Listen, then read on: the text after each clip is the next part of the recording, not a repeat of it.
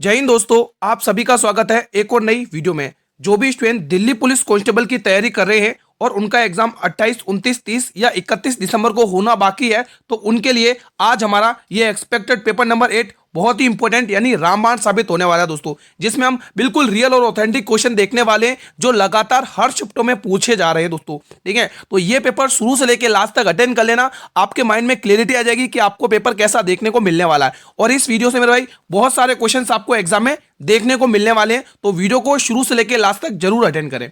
पहला क्वेश्चन आपकी स्क्रीन पर आ चुका है दोस्तों। अब ये दोस्तों सिंपल इंटरेस्ट का क्वेश्चन, ऐसा क्वेश्चन पूछे जा रहे हैं तो आप इसको करके बताएंगे। कौन स्टूडेंट सबसे पहले इसको करके बताएगा, प्लीज मुझे कमेंट बॉक्स में बताएं। देखो दोस्तों, इस क्वेश्चन को हम जल्दी कैसे लगा सकते हैं। देखो, पेपर को अटेंड करने से, इस पेपर को अटेंड करने से आपको यह भी प्रॉफिट मिलेगा कि आप दोस्तों किन क्वेश्चंस को कम समय देना है और किस में हमें ज्यादा समय देना है। अब जैसे इन क्वेश्चन में हमें ज्यादा समय नहीं देना है।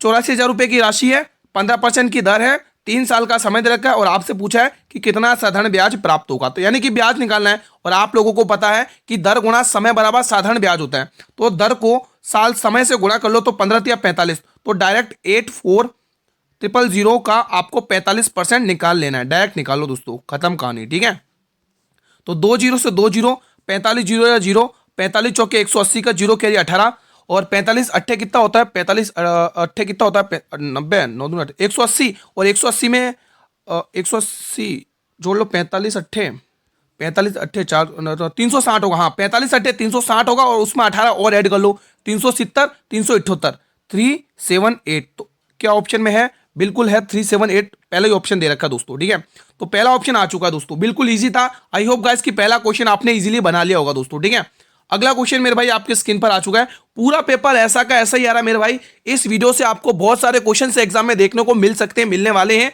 तो वीडियो को शुरू से लेकर अटेंड करें। थांगटा नृत्य किस राज्य का एक विशिष्ट लोक नृत्य है दोस्तों, बताइए। देखो, आपको मैं वीडियो के बीच में यह भी बताते रहूंगा कि किन टॉपिक से कौन से क्वेश्चन आ रहे हैं दोस्तों। ठीक है, असम, मणिपुर, मेघालय या मिजोरम।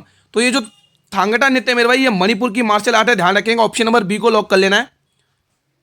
किस त्योहार में पूर्वजों की पूजा से संबंधित त्योहार मी दम मी फी मनाया जाता है? वेरी वेरी इंपॉर्टेंट फेस्टिवल है दोस्तों। असम, ओडिशा, आंध्र प्रदेश या तमिलनाडु। तो आप लोगों का जवाब आएगा गुरुजी ये असम में मनाया जाता है, असम में, ऑप्शन नंबर ए। मेरे भाई जिन भी स्टूडेंट का अपकमिंग डेट्स में एग्जाम है वो कमेंट करके बता सकते हैं कि आपका एग्जाम किन डेट्स में, किन शिफ्ट में और अभी तक एडमिट कार्ड आया या नहीं आया, तो आप ये कमेंट कर सकते हैं। आधुनिक ग्रीष्मकालीन ओलंपिक की शुरुआत किस वर्ष में हुई थी? मेरा भाई शानदार क्वेश्चन है। 1850 में, 1890 में, 1860 में, 1896 में। तो इनकी शुरुआत हुई थी दोस्तों 1896 में, ध्यान रखना दोस्तों। ठीक है, क्वेश्चन नंबर 5, ग्रैमी पुरस्कार जीतने वाली पहली भारतीय महिला संगीतकार कौन थी? शानदार क्वेश्चन है बेटी, बताइए दोस्तों। तन्वी शाह, नीता मोहन, श्वेता पंडित या इनमें से कोई नहीं। तो आप लोगों का जवाब आएगा Tanvi Shah, option number A. मेरे भाई जो भी चैनल पर पहली बार विजिट कर रहे हैं, एक बार चैनल को सब्सक्राइब कर लेंगे, वीडियो को लाइक कर लेंगे दोस्तों। इस चीज के लिए तो कहने की जरूरत भी नहीं है, जल्दी से एक बार चैनल को सब्सक्राइब कर लो जिसने सब्सक्राइब नहीं किया है, और बेल नोटिफिकेशन बेल को जरूर प्रेस करना ताकि आने वाले हर वीडियो का नोटिफिकेशन मिलता रहे। अब ये इंपॉर्टेंट क्वेश्चन आपके सामने आ चुका है। 1925 में काकोरी ट्रेन एक्शन में शामिल होने के कारण निम्न में से किसको फांसी की सजा दी गई थी? भगत सिंह, चंद्रशेखर आजाद, अशफाक उल्ला खान या शिवराम हरि राजगुरु। तो आंसर आ जाएगा मेरे भाई अशफाक उल्ला खान को दोस्तों। ठीक है, तो ये जो काकोरी ट्रेन एक्शन हुआ था दोस्तों, ये काकोरी ट्रेन एक्शन हुआ था तो कब हुआ था? 8 क्या 9 अगस्त ना भाई, 9 अगस्त 1925। ये डेट आपको ध्यान में रखनी है, 9 अगस्त 1925 मेरे भाई, ये आपको डेट ध्यान में रखना है। अगला क्वेश्चन, क्वेश्चन नंबर 7, बास्केटबॉल खेल में किसी भी समय तक एक टीम के कितने खिलाड़ी कोर्ट पर खेल सकते हैं? तो इजी क्वेश्चन है, 5 खिलाड़ी खेल सकते हैं, ऑप्शन नंबर ए। भारतीय संविधान के किस अनुच्छेद में मौलिक कर्तव्य शामिल किए गए? वेरी वेरी इंपॉर्टेंट है दोस्तों मौलिक कर्तव्य। सबसे पहले आपको यह पता होना चाहिए, इसको हमने रूस के संविधान से बोरो किया है। किसके कॉन्स्टिट्यूशन से बोरो किया है? रूस के संविधान से। और दूसरा पॉइंट आपको एग्जाम में पूछेगा, यह संविधान के भाग 4 के में है दोस्तों, ये आपको ध्यान रखना है। ठीक है, हाँ, और इसका आर्टिकल है दोस्तों 51A दोस्तों। कौन सा है दोस्तों? 51वां ए है, ध्यान रखेंगे आप लोग दोस्तों। ठीक है, और एक क्वेश्चन और पूछेगा एग्जामिनर कि इसको किस समिति की सिफारिश पर ऐड किया गया था? तो सरदार स्वर्ण सिंह समिति, सरदार स्वर्ण सिंह समिति, टिक करेंगे सरदार स्वर्ण सिंह समिति। ये समिति आपको ध्यान में रखना है दोस्तों। ठीक है, सरदार स्वर्ण सिंह समिति आपको ध्यान में रखना है। अगला क्वेश्चन, क्वेश्चन नंबर 10 बताएंगे। 9 गायब हो गया, कोई दिक्कत नहीं। निम्न में से किस पंचवर्षीय योजना में राष्ट्रीय बागवानी मिशन शुरू किया गया था? वेरी वेरी इंपॉर्टेंट है दोस्तों। 5वीं, तीसरी, 8वीं या 10वीं? तो ये 10वीं पंचवर्षीय योजना, जिसका टाइम पीरियड 2002 से लेके 2007 तक का रहा था दोस्तों। ठीक है, 2002 से लेके 2007 तक का टाइम पीरियड रहा था। राष्ट्रमंडल खेलों में पहली बार भारत ने भाग कब लिया था? वेरी वेरी इंपॉर्टेंट क्वेश्चन है। 1950, 1934, 1960 या 1940? तो आप लोग कहोगे इसका जवाब आएगा 1934, ऑप्शन नंबर बी। अगला क्वेश्चन, 8 संख्या का औसत 18 है, यदि इन संख्याओं में से एक संख्या निकाल दी जाए तो औसत 20 हो जाता है। निकाली गई संख्या ज्ञात करिए। मेरे भाई औसत दे रखा तो योग निकाल दो। योग कैसे निकालते हो? औसत गुणा संख्या। तो 8 गुणा 18, 18 8 144, कितना होगा? 144। अगर दोस्तों इसमें से एक संख्या निकाल देते हैं तो औसत 20 हो जाता है। 8 में से अगर आप एक संख्या निकाल दोगे तो कितनी बचेगी? 7। तो इनका मल्टीप्लाई कितना हो रहा है? 140 हो रहा है। तो आप इसमें से देख लेंगे कितना आ रहा है? 4 आ रहा है। तो आंसर क्या आएगा? Option number B. समझ में आ गया ना कैसे सॉल्व करना है? अगला क्वेश्चन, टेनिस को पहली बार ओलंपिक में कब शामिल किया गया था दोस्तों? ये भी इजी क्वेश्चन है। तो ये 1896 में शामिल किया था। आंसर ध्यान रखेंगे दोस्तों, ए ऑप्शन। ठीक है, इंपॉर्टेंट क्वेश्चन है मेरे भाई। भाई वीडियो को लाइक कर लेना, ठीक है, कहने की तो जरूरत नहीं पड़ रही है, वीडियो को लाइक कर लेना आप लोग। किसी भी विधेयक को धन विधेयक होने का अंतिम निर्णय कौन लेता है? बताइए। देखो जो क्वेश्चन मैं आपको डेली करवा रहा हूँ ना 7 बजे, ठीक है, और जो स्टूडेंट क्लास अटेंड कर रहा है वो स्टूडेंट एग्जाम में क्वेश्चन करके भी आ रहा है, इन्हीं में से आ रहे हैं सीधे के सीधे क्वेश्चन। तो इसीलिए वीडियो को शुरू से लेकर लास्ट तक अटेंड करना है, एक भी क्वेश्चन स्किप मत कर लेना दोस्तों। देखो धन विधेयक दोस्तों, ये जो मनी विल है दोस्तों, पहले तो आपको इसका अनुच्छेद पता होना चाहिए मेरे भाई। इसका जो आर्टिकल है मेरे भाई, वो आर्टिकल क्या है? 110। ये आर्टिकल ध्यान रखना, एग्जाम में अभी पूछा गया है। ये आर्टिकल ध्यान रखना, आर्टिकल बहुत इंपॉर्टेंट है। ठीक है, धन विधेयक। ठीक है, तो इसका जो निर्णय लेता है कि कोई भी विधेयक धन विधेयक है या नहीं, इसका अंतिम निर्णय लोकसभा के अध्यक्ष को होता है दोस्तों। किसको होता है? लोकसभा के अध्यक्ष को। एमएस वर्ड में मैक्रोस को बनाने और चलाने के लिए किस तकनीक या प्रोग्राम लैंग्वेज का उपयोग किया जाता है? बताइए दोस्तों। C++, VBA, जावा या पाइथन? बताइए बताइए दोस्तों। तो आंसर आएगा VBA, visualisation basic for application. ठीक है, VBA, visualisation basic for application, ये आप ध्यान में रखेंगे दोस्तों। ठीक है, तो इसका आंसर यहां से टिक कर लेंगे, VBA, visualisation basic for application. एक निश्चित कूट भाषा में शुड को AIRLEP लिखा जाता है, उसी कूट भाषा में वाइडली को क्या लिखा जाएगा? तो देखो दोस्तों, शुड का कोड लगाओ दोस्तों, क्या बन रहा है? शुड का कोड लगाओ। अगर देखो यहां से अगर आप देखोगे दोस्तों, एस आता है 19 पर, यहां पर ये पी कितने पे आता है? 16 पे आता है। 19 से 16 यानी -3 हुआ है ना, तो उसी तरह से डब्ल्यू आता है 23 पर। 23 आता है, 23 में -3 करोगे 20, और 20 पे क्या आता है? टी आता है। तो लास्ट में टी आएगा। तो लास्ट में टी आएगा तो ये ऑप्शन तो गया, ये ऑप्शन तो गया मेरे भाई। ठीक है, अब आपको टिक करना है सेकंड वाले। इसमें देखो एच आता है 8 पर और ये आता है 5 पर, यहां पर भी -3 हुआ है, तो इसमें भी आई आता है 9 पे। 9 में -3 करोगे कितना आएगा? 6 आएगा, और 6 पे क्या आता है? एफ आता है। तो आंसर FT से स्टार्ट हो रहा है। एक ही ऑप्शन, 2 ऑप्शन दिख रहे हैं यहाँ पे। ठीक है, अब बच्चे 2 ऑप्शन दोस्तों, इसमें आप क्या करेंगे? तीसरा वाला चेक कर लेते। O15 पे आता है, L12 पे -3 कर लो, फिर वापस D में 3 माइनस करोगे, A आएगा। तो A आएगा भाई, एक किसमें दिख रहा है? एक ही ऑप्शन में, बिल्कुल B वाले ऑप्शन में। ठीक है, बना लिया आप लोगों ने। देखो पीछे से -3 करते हुए चलना आप लोगों को। अब यहाँ पर लॉजिक लगाएंगे। एनोलॉजी का शानदार क्वेश्चन आपके स्क्रीन पर आ चुका है, लगाइए लॉजिक। क्या हो सकता है? देखो ये किसका? 16 का स्क्वायर है मेरे भाई। किसका? 16 का स्क्वायर। साफ साफ दिख रहा था जो हमने लिख लिया। ठीक है, अब अगला जो स्क्वायर दिख रहा है मेरे भाई, अगला नंबर ये क्या? 17। 17 का स्क्वायर, 17 का स्क्वायर 289 होता है, और +1 करना है। मतलब कि हमें क्या देखना, आपने क्या देखा इसमें? 16 के बाद क्या था? 17। तो 17 का स्क्वायर करके +1 करना है। उसी तरह से ये 361, ये 961, ये किसका स्क्वायर है मेरे भाई? 30 का 900 होता है। ये 31 का स्क्वायर है मेरे भाई। किसका है? 31 का स्क्वायर है। ठीक है, अब अगला नंबर क्या आएगा? 31 में 1 प्लस करो, 32 का स्क्वायर। 32 का स्क्वायर +1 करना आपको। ठीक है, 32 का स्क्वायर करो, उसमें +1 कर लो। 32 का स्क्वायर होता है 1024, और 1024 में +1 करोगे तो अब आप कह पाओगे 1025, जो ऑप्शन नंबर डी में दे रखा है। शानदार लॉजिक लगाता है इस क्वेश्चन में। ठीक है, अगला क्वेश्चन मेरे भाई आपके स्क्रीन पर आ चुका है। G20 शिखर सम्मेलन की स्थापना किस वर्ष में हुई थी? शानदार क्वेश्चन है, कौन स्टूडेंट इसका आंसर करेगा? 1900, 1999, 2000 या 1998 में? देखो सभी प्रकार से क्वेश्चन इसी प्रकार से आ रहे हैं हर शिफ्ट में स्टूडेंट से। दोस्तों स्टूडेंट का कहना है कि स्टैटिक जीके भारी पड़ रही है भाई। स्टैटिक जीके के कम से कम अच्छे 23 मतलब 18-19 क्वेश्चन स्टैटिक जीके के देखने को मिल रहे हैं, और स्टूडेंट का कहना यह भी है कि 10-12 क्वेश्चन करंट अफेयर के देखने को भी मिल रहे हैं ना। तो पूरा पेपर मैंने वैसा का वैसा ही तैयार किया आप लोगों के लिए। तो इसका जवाब आएगा ऑप्शन नंबर बी, 1999 में। अगला क्वेश्चन, इसीलिए पूरा पेपर अटेंड करो, फायदा आपको ही होने वाला है। भारतीय संविधान के किस अनुच्छेद में निर्देश सिद्धांतों के महत्व और प्रकृति का वर्णन किया गया है? पहला ऑप्शन अनुच्छेद 32, दूसरा ऑप्शन अनुच्छेद 38, तीसरा ऑप्शन अनुच्छेद 36, चौथा ऑप्शन अनुच्छेद 37। अनुच्छेद 32 दोस्तों, संवैधानिक औपचारिकों का अधिकार है। संवैधानिक, यहां पे टिक करेंगे संवैधानिक औपचारिक अधिकार। क्या टिक करोगे मेरे भाई? संवैधानिक, संवैधानिक औपचारिक अधिकार, संवैधानिक औपचारिक अधिकार, संवैधानिक औपचारिक अधिकार, ये आपको टिक कर लेना मेरे भाई, ठीक है, संवैधानिक औपचारिक अधिकार। और ये जो आर्टिकल 37 है मेरे भाई, इसका आंसर बिल्कुल यही होगा, ऑप्शन नंबर डी को लॉक करोगे इसका आंसर, ठीक है। अगला प्रश्न question number 20, train to Pakistan पुस्तक निम्न में से किसके द्वारा लिखी गई थी दोस्तों? बताइए, रास्किन बांड के द्वारा, शोभा सिंह, खुशवंत सिंह या मुल्क राज आनंद? क्या आंसर आएगा? ट्रेन टू पाकिस्तान पुस्तक किसके द्वारा लिखी गई थी? बताएंगे दोस्तों, इजी क्वेश्चन है, कर लोगे क्या? होमवर्क में दूं? कर लोगे क्या? होमवर्क में दे देता हूं, प्लीज मुझे कमेंट बॉक्स में बताइए। इजी है, कोई दिक्कत नहीं है, मैं करवा चुका हूं 1-2 बार ये क्वेश्चन, ठीक है। तो प्लीज मुझे इसका आंसर होमवर्क में देंगे, मैं आपके कमेंट का वेट करूंगा।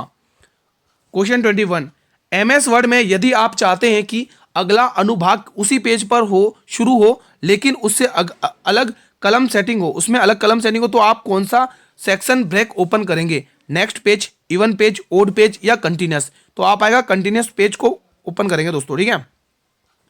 चेराव नृत्य बहुत इंपोर्टेंट है, निम्न में से किस राज्य से संबंधित है? वेरी वेरी इंपोर्टेंट लगा लो, वेरी वेरी इंपोर्टेंट लगा लो। मिजोरम, गुजरात, नागालैंड या उत्तराखंड? क्या आंसर आएगा? ये जो चेराव नृत्य है मेरे भाई, ये किस राज्य से संबंधित है मेरे भाई? तो इसका आंसर ना ही तो मिजोरम होगा, ना ही गुजरात होगा, ना ही नागालैंड होगा, इसका आंसर होगा उत्तराखंड दोस्तों, ठीक है। इसको मैं सही से लिख देता हूं, उत्तराखंड, उत्तराखंड। और दोस्तों ये वही उत्तराखंड स्टेट है दोस्तों जिसने जो पहला स्टेट बन गया दोस्तों UCC को फॉलो करके, मतलब यूनिफॉर्म सिविल कोड। आपने वो आर्टिकल पढ़ा ना, आर्टिकल 44, जिसमें समान नागरिकता संहिता है ना, वो आर्टिकल। तो ये सबसे पहला राज्य बन चुका है। अगला क्वेश्चन, शुंग वंश का अंतिम शासक कौन था दोस्तों? बताइए दोस्तों, बताइए दोस्तों, क्या आंसर आएगा? इसके दोस्तों संस्थापकों ने पुष्यमित्र सुंग, इसके संस्थापकों ने पुष्यमित्र सुंग, पुष्यमित्र सुंग इसके संस्थापक हैं, ठीक है। ये कौन है मेरे भाई? संस्थापक है। कौन है? संस्थापक, संस्थापक, ये कौन है मेरे भाई? संस्थापक हैं, ठीक है। पुष्यमित्र सुंग कौन है भाई? संस्थापक हैं।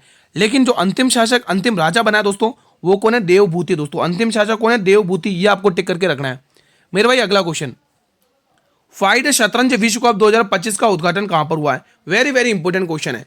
गोवा, जयपुर, महाराष्ट्र या गुजरात? क्या आंसर आएगा? बताइए सभी स्टूडेंट। जिसने चैनल को सब्सक्राइब नहीं किया मेरे भाई, आप सभी से अनुरोध है चैनल को सब्सक्राइब कर लेंगे और बेल नोटिफिकेशन को प्रेस कर लो, ताकि आने वाले हर वीडियो का नोटिफिकेशन आपको मिलता रहे। इसका आंसर आएगा मेरे भाई गोवा, ऑप्शन नंबर ए। और एक बात जरूर कहना चाहूंगा, अभी ये 7 बजे आपकी क्लास आ चुकी है, इसके 1 घंटे बाद दोस्तों आपके RRB ग्रुप डी का एक संभावित पेपर आएगा, जिसको आपको अटेंड करना है उस क्लास को, जिसने भी फॉर्म भरा है और जिसके भी एग्जाम अभी होना बाकी है, ठीक है। तो बताइए इस प्रश्न का आंसर। प्रतिष्ठित इंटरनेशनल सोशल सिक्योरिटी संगठन यानी एसोसिएशन 2025 का पुरस्कार किसे मिला है? चीन, नेपाल, जापान या भारत? बहुत ही शानदार क्वेश्चन है, बताएंगे आप लोग क्या आंसर आएगा? सभी स्टूडेंट्स को बताना भाई आंसर। इसका आंसर आएगा मेरा प्यारा सा भारत, अपना ऑप्शन नंबर डी को लॉक कर लेना मेरे भाई। अगला क्वेश्चन, फिडे शतरंज विश्व कप ट्रॉफी का नाम बदलकर किसके नाम पर रखा गया है? अरुण जेटली, सरदार पटेल, महात्मा गांधी जी या विश्वनाथन आनंद? क्या आंसर होगा इसका बताइए। फिडे शतरंज विश्व ट्रॉफी कप का नाम बदलकर किसके नाम पर रखा गया? तो बिल्कुल विश्वनाथन आनंद के नाम पर रखा गया। ये आपको ध्यान में रखना मेरा भाई, ऑप्शन नंबर डी को लॉक कर लो। अगला क्वेश्चन आ चुका है, क्वेश्चन नंबर 27। पूरा पेपर इसी प्रकार से आपको एग्जाम में देखने को मिल रहा है जैसा मैं आपको करवा रहा हूं, ठीक है। चाड लाहो नृत्य महोत्सव वेरी वेरी इंपोर्टेंट है। मुख्य रूप से मेघालय की निम्न में से किस जनजाति के द्वारा मनाया जाता है? खासी, गारो, होजांग या जयंतिया? ये जो चाड लाहो, देखो यहां से 2 क्वेश्चन कवर हो रहे हैं। पहला तो ये क्वेश्चन कि चाड लाहो नृत्य महोत्सव किस राज्य में मनाया जाता है, तो राज्य का नाम आ जाएगा मेघालय दोस्तों। अब आपसे एक क्वेश्चन ये पूछ रहा है, ये जो मनाया तो जाता है नृत्य, लेकिन किस जनजाति के द्वारा मनाया जाता है? एक क्वेश्चन आपसे यहां पूछ रहा है दोस्तों, आपको जनजाति पूछ रहा है, तो वो जनजाति है दोस्तों जयंतिया जनजाति। कौन सी मेरे भाई? जयंतिया जनजाति। ऑप्शन नंबर यहां से डी को लॉक कर लेना है। चलिए अगला क्वेश्चन आपकी स्क्रीन पर आ चुका है, क्वेश्चन नंबर 28 बताएंगे आप लोग। गोवा में कौन सा नृत्य पुर्तगालियों पर मराठा योद्धाओं की जीत का जश्न मनाने के लिए किया जाता है? वेरी वेरी इंपोर्टेंट है, ऐसे ही क्वेश्चन आ रहे हैं एग्जाम में। पहला ऑप्शन गौफ, दूसरा ऑप्शन मोरू लैम, तीसरा ऑप्शन गोड़े मोदनी और चौथा ऑप्शन इनमें से कोई नहीं। बताएंगे सभी स्टूडेंट्स में से कौन स्टूडेंट इसका आंसर बताएगा? सबसे पहले सभी स्टूडेंट बताएंगे, तो इसका आंसर आएगा घोड़े मोदनी। ऑप्शन नंबर डी को लॉक कर लेना भाई, ऑप्शन नंबर डी को यहां पर आपको लॉक कर लेना। इंपोर्टेंट क्वेश्चन है दोस्तों। बड़े अगले प्रश्न की तरफ। अगला क्वेश्चन, चलिए ये बताएंगे, डैश नृत्य महाभारत, रामायण, महाकाव्यों और पुराणों की कहानियों पर आधारित है दोस्तों। देखो सत्रिया तो आपके एग्जाम में 2-3 बार पूछ ले आपकी शिफ्टों में ये क्वेश्चन, ठीक है। अभी जिनके भी एग्जाम बाकी हैं उनकी शिफ्ट में भी ये पूछा जा सकता है, ध्यान रखिएगा, ठीक है। तो यहाँ पे आपको टिक करना असम स्टेट।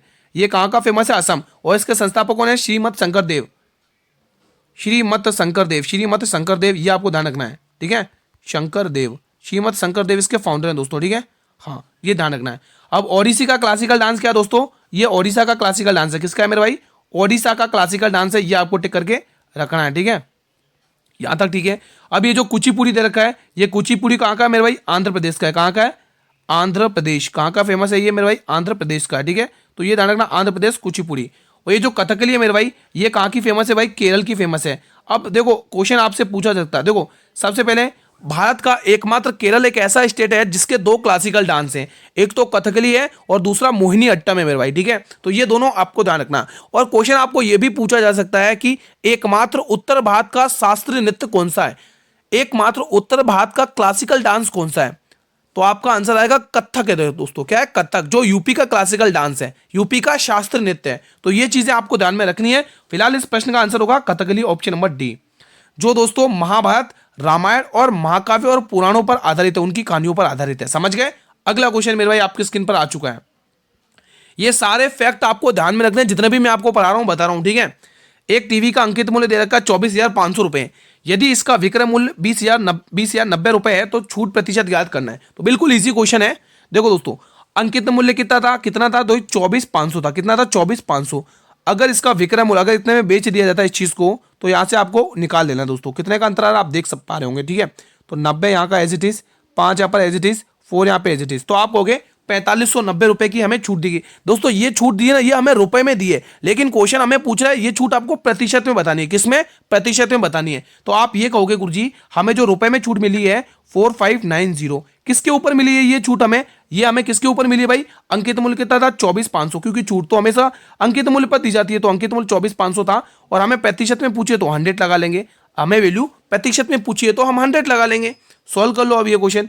0 से मेरे भाई 0, ठीक है। अब ये कितने गुना दिख रहा है? देखो कुछ कट रहा है तो काट लो, नहीं कट रहा तो कोई दिक्कत नहीं है।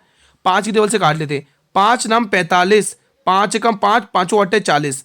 5 की टेबल से इसको भी काट लो, 5 की टेबल से इसको भी काट लो। कितनी बार जाएगा ये? 5 चौके 20, 5 नम 45। अब ये 45 का 2 गुना जा रहा है क्या? 45 90, नहीं 49 दूनी 98, ज़्यादा हो रहा है ना। तो 7 की टेबल से काट सकते क्या? 13 नहीं, 13, 7 की टेबल से 13 बार जाएगा। और ये 7 के 7 2 7 21 नहीं जा रहा है, 7 की टेबल से नहीं आ रहा है। तो अब ये कितनी बार जाएगा? 5 नम 5 चौक 20, 4 5 नम 45, ठीक है। 5 नम 45, ठीक है। और यहाँ पर कितना? 5 अगर 5 4 5 40, 918, ठीक है। कुछ मिस्टेक हुआ क्या कैलकुलेशन में? एक बार और देख ले, एक बार और ट्राई कर लेते हैं, शायद कुछ मिस्टेक हो गई। एक बार देखने से क्या जा रहा है? 2 0 से 2 0 गए, ठीक है यहाँ तक। एक काम करो, 2 0 से 2 0 मत कटो। एक काम करते अब, एक काम करते, इस 0 से इस 0 को हटाओ एक बार, ठीक है। एक बार अपन इस 0 को इस 0 से हटा के देखें। 9 5 14 4, 9 5 9 4 13, 13 5 18। एक 0 से अपन एक 0 को यहाँ से ये हटा देते। अब इस एक 0 से एक 0 यहाँ से हटा, अभी यहाँ 10 बचा हुआ है, ठीक है। अब ये 5 और 4 9 10 11, ये 9 की टेबल से जा ही नहीं रहा है। ये कितनी बार जा रहा है? अगर अपन देखें तो कट भी नहीं रहा है यार, 5 की टेबल से भी नहीं कट रहा है। देखो एक बार और देखते हैं। 2 0 से ये 2 0 गया, ठीक है। अगर 5 की टेबल से काटेंगे तो 5 के 20, 4 बचेगा, ठीक है। और 5 नम 45, 49 बार जाएगा। 5 की टेबल से इसको काटो, 5 नम 45, 5 एकन 5, 4 बच रहा, 5 अट्ठे 40, 900, ये आ रहा है। एक काम करें क्या स्टूडेंट्स? एक काम करते हैं, हम इसमें से ऑप्शन में से उठा के देखते हैं दोस्तों। इन 2 0 से ये 2 0 कट रहे हैं। अब देखते हैं ऑप्शन में से कौन सा नंबर इसको इतने तक आ रहा है। 245 में एक काम करते हैं, 20 वाला ऑप्शन लेके देखते हैं। 20 वाला ऑप्शन 245 को अपन क्या करते हैं? 20 से एक बार गुणा करके देखते हैं क्या 95 45 90 आ रहा है क्या? एक बार करके देखते हैं। तो देखोगे दोस्तों कितना आ रहा है, एक बार यहाँ से देखेंगे कितना आ रहा है। यहाँ से देखेंगे 20 पंचे 100 का 0 कैरी 10, 20 चौके 80, 90, 90 का 9 कैरी, रुको, 90 का 0, 90 का 0 कैरी 9, ठीक है। 20 दूनी 40, 40 और 49 से 4900 बार आ रहा है, लेकिन ये ज़्यादा आ रहा है ना। 20 से काम नहीं बन रहा है, 20 वाला नहीं हो सकता है। 18 बार ट्राई करके देखते हैं। 18 वाले से मल्टीप्लाई करके देखते हैं।